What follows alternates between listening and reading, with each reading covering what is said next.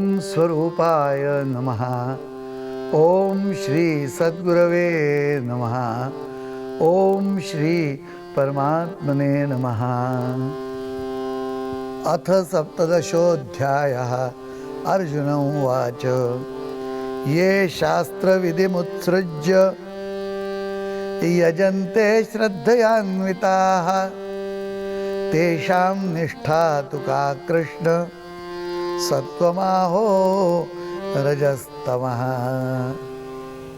नमस्कार. श्री गीता योग वर्जन 2013.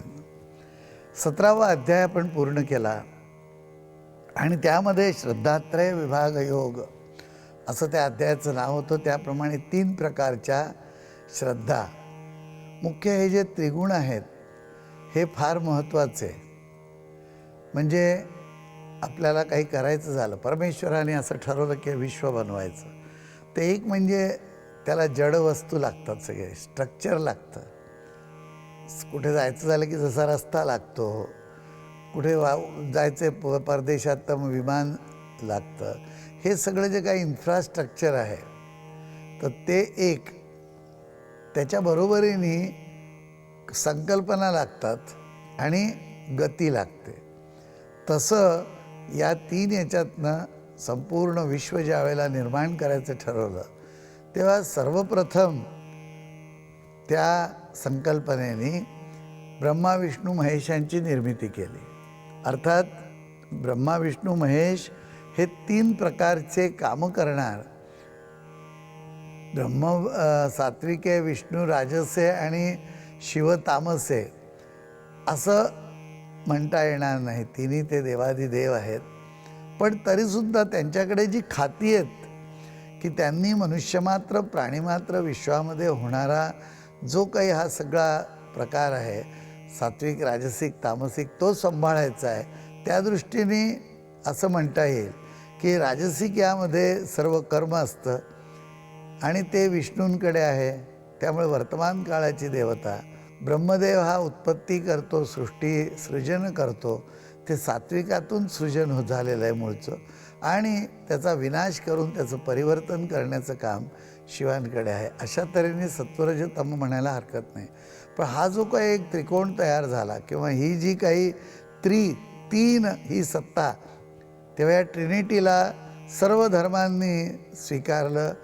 आणि भारतामध्ये तर आपण एक लक्षात घेतलं की हे सगळे 3 देव ठीक आहेत, परंतु मनुष्य मात्राला खऱ्या सुखाकडे वळवायचं आहे, त्याला खरं मार्गदर्शन करायचं आहे, त्याला आत्मबोध करून द्यायचा आहे, तर त्रिमूर्तींचीच आवश्यकता आहे. म्हणून या 3तला पुन्हा एकदा सर्व प्रकारचा फरक असूया काढून टाकली आणि अनुसूयेच्या पोटी त्यांचा जन्म देऊन त्यातून दत्तात्रेय हा अवतार झाला. आणि दत्तात्रेयांचे म्हणजे परम सद्गुरू, ते गुरूंचे गुरु, योगेश्वर गुरु काय म्हणा त्यांना, तर त्यांच्यावरती कोणी नाही की जो मनुष्याला खरं सुख, पूर्ण सुख देऊन या त्रिगुणातून बाहेर काढेल. आणि या त्रिगुणातूनच नव्हे तर त्या मायेतूनही तो मुक्त करेल. कारण आपल्याला तर कल्पना आहे की ह्या 3 देव जेव्हा अनुसूयेचं सत्वहरण करण्यासाठी गेले, तर सत्वहरण म्हणजे काय, तिची सात्विकता पडताळून पाहायची होती की सत्वाच्या पलीकडे ती गेली आहे की नाही. म्हणजे तमोगुणातून रजात, रजातून सत्वात आणि सत्वातून त्याच्या पलीकडे ट्रान्सेंडन्स ज्याला म्हणतात, गेली निघून. आता नाही राहिलं सत्व, नाही राहिलं तमो, नाही राहिला कुठल्याही प्रकारचा रज. अशा ठिकाणी ती गेली आहे की नाही याची परीक्षा घ्यायला गेले. आणि त्यांनी सांगितलं, म्हणले की नग्न होऊन आम्हाला तू भिक्षा वाढ. ती म्हणाली की मी तर अशी एकपतिव्रता आणि माझे पती आत्ता नाही आहेत, मी दुसऱ्यासमोर, तुम्ही परपुरुष 3 जणं, तुमच्यासमोर मी कपडे काढू शकत नाही. म्हणले मग आम्ही जातो. आता आला खरा परीक्षेचा प्रसंग की आता काही ते जर गेले तरी बरोबर नाही, नापास, आणि कपडे काढावे तरी नापास. तर ते म्हणले ठीक आहे, कार्ते म्हणले तुम्हाला मी लग्न होऊन देते. पाणी शिंपडलं अंगावरती, स्मरण केलं, पलीकडे सत्वाच्या सगळं जिथे संपून जातं त्याचं 3 बाळं होऊन गेली. घेतलं अंगावरती. आता त्या बाळं झाल्यानंतर त्यांना नग्न नाही आणि कपडे नाही, कशाचीच काही भ्रांत त्या बालकाला नसते, जन्मतः नवीन, आणि त्यातून ते त्रिमूर्ती जन्माला आले. त्यामुळे या 3 गुणांच्या पलीकडे जायचं आहे हे नक्की आहे. आणि म्हणून मी आत्ता आपले सद्गुरू दत्तात्रेयांचे, आमचे दीक्षागुरू, त्यांची आठवण केली, कारण हा अध्यायच श्रद्धात्रय विभाग योग आहे. आणि तो कसा सुरू झाला? ये शास्त्र विधिमुत्सृज्य, कोण म्हणते? अर्जुनाने प्रश्न विचारला. 16 अध्याय झालेले आहेत, खूप सारं सांगितलेलं आहे. आणि आता अर्जुन पुन्हा प्रश्न विचारतोय की हे भगवन, ये शास्त्र विधिमुत्सृज्य यजन्ते श्रद्धयान्विताः तेषां निष्ठा तु का कृष्ण सत्वमाहो रजस्तमः. तर हे कृष्णा, अरे जी मनुष्य शास्त्रविधीला सोडून केवळ श्रद्धेने युक्त होऊन देवादिकांचे पूजन करतात, त्यांची निष्ठा कोणती आहे? सात्विकी, राजसी की तामसी? कारण अर्जुनाने ओळखलं, आणि हे आपल्यासाठीच आहे की हा जो आता अध्याय आहे ते आता आपण शेवटाकडे येतोय गीतेच्या. अवघड आहे बरं. तुम्हाला तत्वाने जाण अमुक कर तमुक भगवंताने सांगितलं, आणि लोक शास्त्रविधीसुद्धा कधी समजणार, त्यांच्या डोक्यात कसा उतरणार? तर शास्त्रविधीला सोडून पण खूप श्रद्धा आहे देवावरती, देवाची मान्यता, देवाला मानलं आहे, देव आहे हे पटलेलं आहे, आणि देवावरती खूप श्रद्धा आहे. आणि एवढं असून देवादिकांचे पूजन त्या श्रद्धेने करतात. मग त्यांची ती श्रद्धा कशी म्हणायची? हे जे त्रिकूट सांगितलं त्यांनी, 3 शक्ती सत्वरजतम, त्याच्यात सात्विकी, राजसी की तामसी हा प्रश्न विचारला. आणि हा 17वा अध्याय सुरू झाला. सारांश सांगतोय मी त्याच्यामध्ये. तर भगवंतांनी सांगितलं सरळ की काही संस्कार शास्त्र नाही केलं, पण स्वाभाविक उत्पन्न झालेली जी श्रद्धा आहे ती सात्विक, राजसिक आणि तामसिक अशा 3ही प्रकारांची असते. आणि ती कशीही आपल्याला ओळखायला पाहिजे. तेव्हा हे जर ओळखता आलं तर स्वभावतः आहे ती, म्हणजे श्रद्धा सात्विकी, राजसी ही स्वभावजा म्हणजे अनंतजन्मी केलेल्या कर्माच्या संस्कारांनी उत्पन्न झालेली स्वभावजा श्रद्धा. त्या गुणा, जसं जन्म मिळाला तर तो उगच नाही असा काही जन्म मिळाला, तो अत्यंत चांगल्या ठिकाणी आणि पूर्वीच्या कर्मानुसार तो जन्म त्याला मिळालेला असतो. त्यामुळे त्या जन्म मिळतानाच भुईमुगाच्या दाण्याची किंमत आणि बदामाची किंमत ह्याच्यामध्ये जे फरक पडतो तो यामुळेच पडतो ना.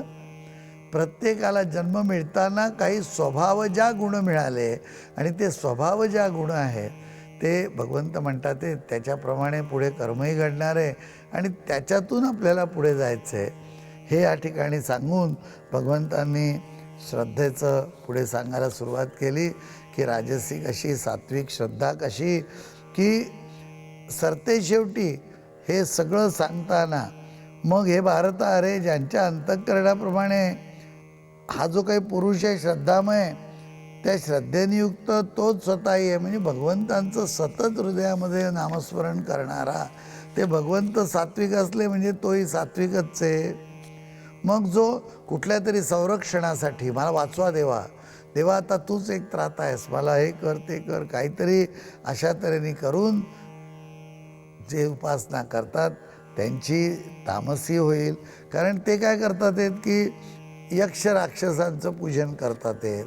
मग मध्ये मी हे केलं तर हे करीन आणि असं केलं तर ते करीन, तर ती राजसी श्रद्धा होईल.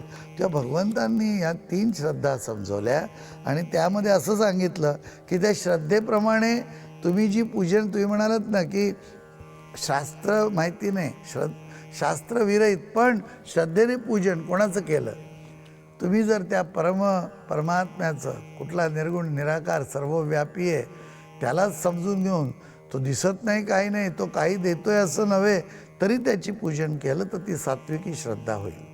मग तुम्ही कोणाचं पूजन करताय की काहीतरी हवं आहे घरामध्ये, कुटुंब नीट चालावं म्हणून, म्हणजे मग त्यामध्ये राजस्य होईल.